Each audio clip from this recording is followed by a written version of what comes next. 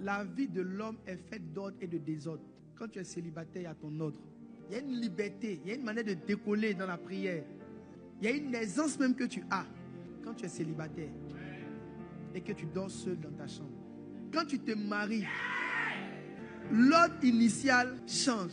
Ça change et pour l'homme et pour la femme. Le problème des chrétiens, ce n'est pas qu'ils ne prient pas, mais à chaque nouvelle étape, beaucoup n'ont pas pu rattraper. Ils n'ont pas pu se réorganiser. Beaucoup de gens ont perdu leur vie de prière après une grossesse. Perdu leur vie de prière après même un simple mariage. Parce que maintenant tu es madame temps. Tu n'as plus la liberté. Tu dois préparer, gérer la maison, gérer le monsieur, le nourrir de jour, le nourrir de nuit, le nourrir à tout moment.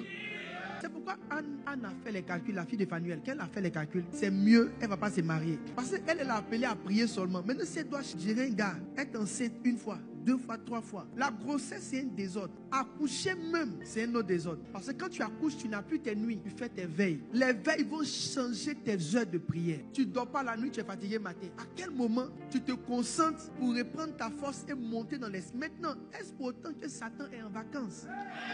Les prieurs sont des maîtres organisateurs. Pour prier, il faut être maître dans l'art de s'organiser. Tu dois comprendre que même quand tu loues une maison, tu dois pas seulement compter le nombre d'enfants, tu dois compter ta pièce de prière. Parce que le fait de ne pas avoir un espace à toi peut tuer ta vie de prière. Parce qu'il y a un niveau d'intimité avec Dieu où quand tu n'es pas intime, ou quand l'environnement n'est pas intime, la prière ne monte plus. C'est pourquoi l'apôtre Pierre dit, il faut mener une vie équilibrée. En d'autres termes, il faut organiser ta vie afin de pouvoir toujours être disponible pour prier. Maintenant, je vais vous donner quelques clés d'organisation. Mais retenez la loi de l'organisation. Il n'y a pas une organisation fixe. Toute organisation s'adapte. C'est facile de perdre sa vie de prière quand l'environnement change. Les progrès et les types de progrès ont leur type d'organisation. Il y a l'organisation linéaire. L'organisation linéaire, pouvoir prier, numéro 1, c'est d'identifier la fatigue. Identifier ce qui te fatigue. Si tu ne traites pas la fatigue, tu ne pourras pas traiter tes heures de prière. L'organisation peut être générale ou elle peut être adaptée aux personnes. Mais dis-toi que, quoi qu'il en soit, dans les 24 heures, tu dois trouver le temps qu'il faut pour passer au moins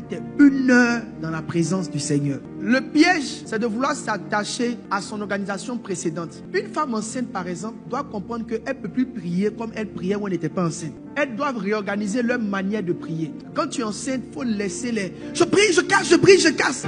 Tu vas fatiguer l'enfant, il va avoir des traumatismes. C'est là maintenant que tu dois comprendre là où la Bible dit, faites en tout temps par l'esprit toutes sortes de prières. Une femme enceinte, tu n'as pas besoin de... Parce que quand tu es enceinte, tu as la salive, tu as la fatigue. Tu n'as pas besoin de bavarder. Assieds-toi, mets des enseignements et augmente le son. Et assieds-toi au milieu. Souvent, dans votre temps, vous êtes très fatigué, n'essayez pas de parler, écoutez seulement. Parce qu'un esprit fatigué a fait. Ce qu'il doit faire le mieux, c'est d'écouter. Une femme enceinte, elle n'a pas la force de beaucoup prier, mais la force de beaucoup lire. Donc, pendant ton temps de grossesse, si tu n'arrives pas à beaucoup parler, lis beaucoup. C'est dans la lecture que tu auras des expériences surnaturelles. Donc, quand ton état change, tes techniques aussi changent. Maximiser dans les écoutes d'enseignement, dans la prière en langue. Et puis, n'essaie pas de prier beaucoup une fois. Priez beaucoup en plusieurs petits temps. Pour ceux qui ont du travail, comment vous organisez? Fixez-vous une heure pour prier de nuit. Je vous encourage à ne pas prier au milieu de la nuit. Parce que quand vous priez au milieu de la nuit, ça coupe votre sommeil. Prenez le sommeil comme il le faut. Et priez à l'aube pour rentrer dans la journée. À cause du travail en semaine, vous ne pourrez pas prier beaucoup.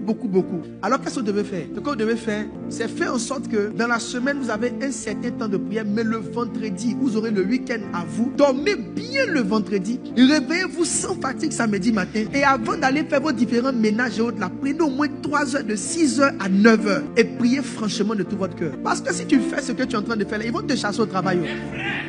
Prends le temps qu'il faut pour te reposer. Prends un temps raisonnable pour prier au moins 1 heure. Et puis le week-end, au mieux que tu peux, essaie de faire 3 heures. Et quand vous avez des congés, allez en retraite. Donc mes amis, retenez ce principe. Le plus important, c'est une fois que les choses changent, réorganise-toi.